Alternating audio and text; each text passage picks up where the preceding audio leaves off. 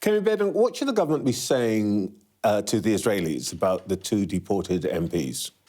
Well, I don't know those two MPs. They are relatively new MPs just elected last year. But I think that every country should be able to control its borders. And that's what Israel is doing, as far as I understand. They gave reasons why they didn't believe that those people should come in based on their laws. And it's really important that we respect other countries enforcing their borders. Those Labour MPs, according to the Israelis, were coming in to do something that they were not allowed to do.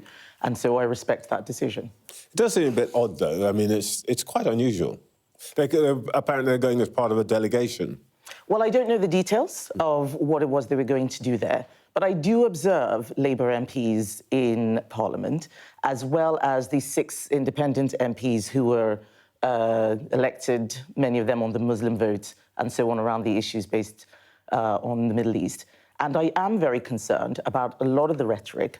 There is a lot of repeating of misinformation, repeating of conspiracy theories. I see Labour MPs standing up and saying things which even Keir Starmer has to, disagree with and shut down Prime Minister's questions. So I'm not surprised.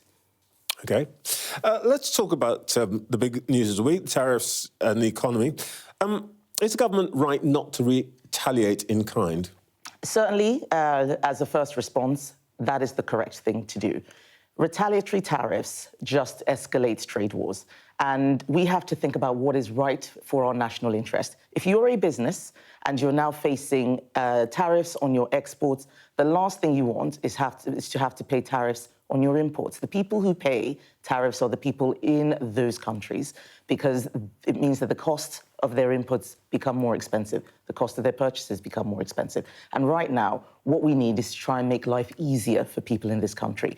Labour has raised taxes, the economy is being crushed, inflation is up, growth is down, it's just 1%.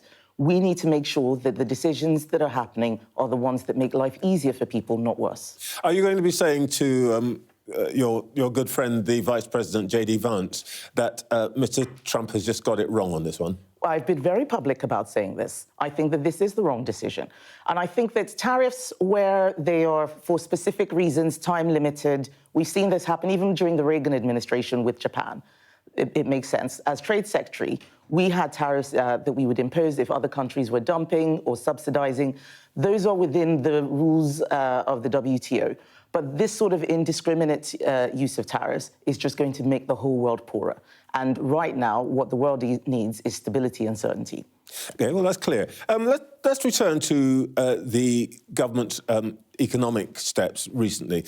When the DWP Secretary Liz Kendall announced her welfare reforms, your colleague Helen Whately responded by saying that she should have gone further.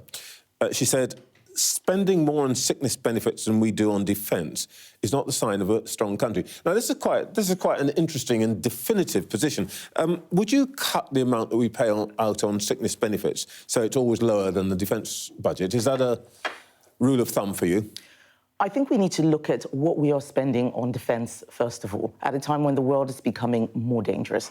We need to raise more money. We need to spend more of it on defence. The way we raise the money is by growing the economy. Right now, we are in a weakened state because the decisions that Labour has made have made things worse. They do need to tackle welfare spending, and this is what the point that Helen is making. It's not about whether we should spend more on benefits or on sickness benefits. We need to make sure that we've got a strong and healthy population. We should not have so many people off work who are unwell and unable to work that it costs more than we spend on defence spending. That's just outrageous. But I think I understand that, but it's a moment of clarity, isn't it? If what she is saying, as I interpret it, that if you look at the departmental budgets and you see that our spending on welfare benefits is higher than defence, that is a bad thing. It is. And an objective of government policy should be to rebalance that so that we are spending more on defence and security, defence of the realm, than we are on welfare benefits. That's an interesting and clear position to take. I don't think it's a controversial one. We want a strong and healthy Well, I think population. for lots of people it would be very controversial. It would mean a shift of tens of billions. Well, we used to spend a lot more on defence than we did on welfare. You look decades ago when we had an economy where GDP was higher, where inflation was lower, we were not spending this amount on welfare. We need a country where more and more people are able to work and able to be productive. I don't think that is controversial. Would one way of doing that be, for example, to be tougher on the tests around mental illness, which of course has been the single greatest contributor to the rise in disability benefits over the last decade or so? Or would you take that out of the system altogether? Well, why don't we start from first principles? What is the purpose of welfare? It's to make sure that those people who absolutely cannot work are looked after. So those who are genuinely disabled, permanently disabled, unable to work for whatever reason, are looked after. That's the purpose of it. But it cannot be the case that we now have, as one statistic showed, 1 in 4 people in our country disabled. That cannot be right. If that is the case, then it means that there are many people who are falling into that category who need to be moved out of that category and helped into work. Whether it's with illness, whether it's mental health, let's find out what's going on and tackle that. Those were the plans that we had in place just before the last election. Labour changed those plans, but as we can see, because they've made mistakes, because the economy is worsening, they're now having to look in areas that they didn't want to before. That is welfare. And as Helen says, they're not going far enough. I think they're scared, they're worried. They don't think that they have the votes for it within their parliamentary party. But as the opposition, our job is to make sure that we show Labour what the right course of action is. But there are different ways of doing this. You could say, what we're going to do is we're going to put a lot more money into making people well. Or you could say, as I think Helen Whately appeared to be saying, that what we need to do is to redefine the categories, perhaps to go back to an earlier kind of definition that means that some people who currently fall into definition of disability no longer do so.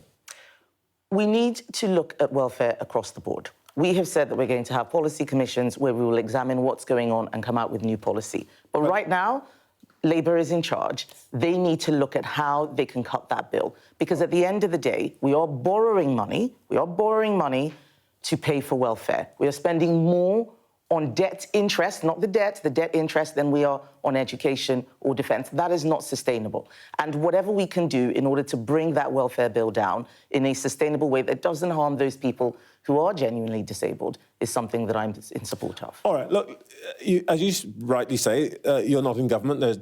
You can't do very much about lots of things. But we can say what the right thing to do is. Yes. And also, you can say something about who and what you are, what kind of conservative you want to be. It's evident that you're not exactly Mr. Trump's type of conservative. You don't like tariffs, you're tolerant of more immigration, you think Putin is an aggressor. But until you... Well, what do you mean by more tolerance of more immigration? Because I said immigration is way too high and it needs to be brought down. I'm tolerant of us being a, multi-ethnic country, yes, obviously. I mean, look at the two of us. But that doesn't mean that we should just have unlimited immigration. That's one of the mistakes that we made, which under my leadership, the Conservative Party is fixing. We have new policies on immigration. But yes, definitely on tariffs.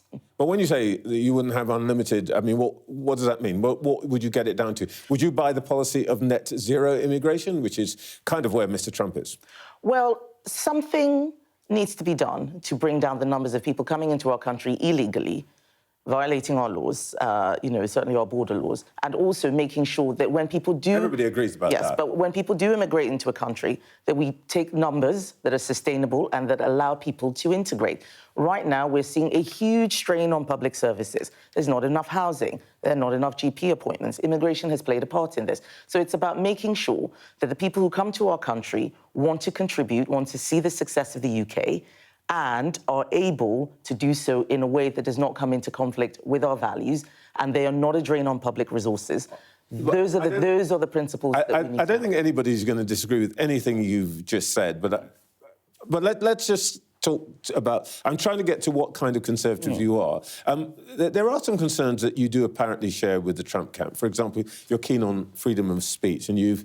That's a great thing. Freedom of speech is fantastic. And I don't think that we should be quibbling freedom of speech in this country. That's one of the reasons why so many people want to come here. There are arguments about exactly what it is and how you balance it against protection of vulnerable or weak parts of society. You've made it clear that you think that the sending the police to arrest people for messages on WhatsApp is wrong and all of that. Do you think that J.D. Vance is right when he says freedom of speech is in retreat in the United Kingdom? We have freedom of speech in the United Kingdom. But is it under threat? Yes. I think that we need to make sure that we hold on to our values. Freedom of speech so he's right. I don't know what in retreat means. Freedom of speech is something that has always had contentious discussions around it. It's often had limits. You can't shout fire in a crowded theatre. You can't libel people or defame them.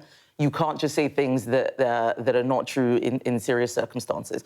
But what we are seeing now is people wanting to impose their views on others in certain circumstances. I saw What circumstance? So, for instance, I remember a lot of the issues that the nurses in Darlington are having with women being sacked from work because they're saying that a man cannot be a woman. That's freedom of speech. They're losing their jobs because of that. This is a case where 6 nurses were complained to their employers that somebody who had who was transsexual but had not had made a medical transition, who's transgender, beg your pardon, was able to use the so-called female changing rooms. Well, yes, he was a biological male who was using their changing rooms without making any visible transition as far as they were concerned. Yeah. They did not want to get biologically male was using female. Yes, exactly. They did not want to get undressed in front of that man, and yet they're the ones who are now facing losing their jobs. There are many women who've lost their jobs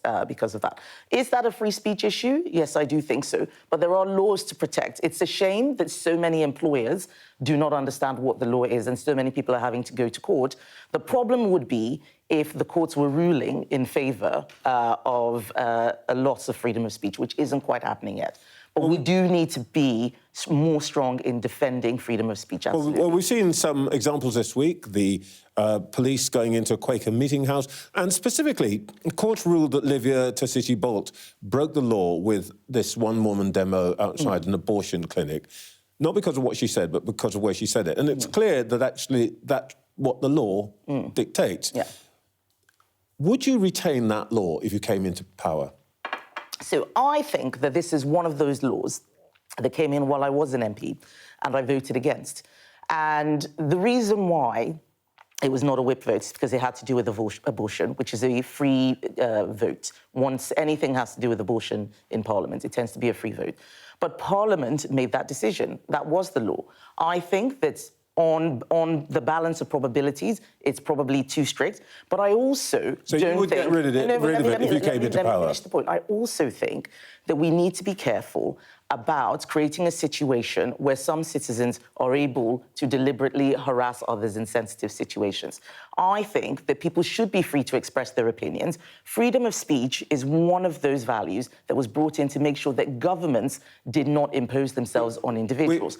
But when it comes to individual, there are now buffer zones. I fully understand the trade-off here. Yeah. But you know that there is a law, it says what it says, and really what I'm trying to get, you notoriously straight speaking, would you change that law or would you not? But I've already told you how I voted on that law. These are things the Parliament... Well, why didn't you just say, yes, I would change it? Well, but because what I don't want to do is start bringing in the sort of debates that they have in the US, where everybody's arguing about abortion rather than talking about the things that are impacting everyone's lives right now, like the economy. People are losing their jobs. People are getting paid less. Businesses are closing. This is what's happening because of decisions that the government is making. We need to make sure that people can, of course, have freedom of speech. The law is there to protect it. I think the law, on balance, is in an all-right area. It's probably, in some places, a bit too strict. That's what's happened in this situation. All right, let me see if I can get a yes or no on this. Have you decided yet whether you would leave the European Convention on Human Rights if you came into power? I have said that if we need to leave, we will leave, but we're not just going to make an announcement. Let's look at all of the things that are happening around legislation, and I've said that we are setting up policy commissions to do just that. So you haven't decided yet, all right. Local elections are looming. What's going to be a good night for the Conservatives? Well, this is going to be a very challenging set of results for Conservatives. The last time we fought these was 4 years ago. Boris Johnson was Prime Minister. There was a vaccine bounce. We won an unprecedented 2/3 of the vote. No party had ever done that in history. So this is going to be a very tough night. But we are fighting for every vote. And if people look at cities like Birmingham, they can see what happens when you vote Labour. That is a council that is completely collapsed. The council tax people paid last year to get rubbish picked up has not been used to do that. They have higher bills this year. If you want to send a message to Labour, you've got to vote Conservative, because that way people will understand that that's the only party that can run local councils properly. You're sounding like a politician now. You're managing my expectations, aren't you? You're saying, you did so well last time that what's going to be a disaster now? Trevor, let's be real. Let's be real. We just got kicked out of government last year. We have the lowest share of the vote that we've had in any election. We have fewer MPs than even in 1997. The public are still angry. Of course, that's going to be reflected in the local elections. Okay. However, there are many fantastic councillors and very good councils that Conservatives are running, and they are going to be fighting for every vote, because at the end of the day, Conservative councils deliver lower taxes and better services. I'm only interrupting you because there's something I must show you. OK. And I just want you to tell me how you react to this. The Labour Party put out this poster last night. That's just weird, isn't it? I mean, look at that. It doesn't make any sense. Says no difference between you and Reform. I think even just looking at that picture shows that they're trying to make an argument that doesn't work. Of course, there are huge differences between us and Reform. If there weren't, there wouldn't be a Reform party. What I'm saying now is that we need to make sure that local people understand that what they are voting for now is not an opinion poll, but who's going to run their services. And if they vote for anything other than Conservative, they could end up like Birmingham, where there are rats running around and rubbish piling up in the streets. Thank you. Kemi Badenoch, thank you so much for your time this morning. Thank you, Trevor.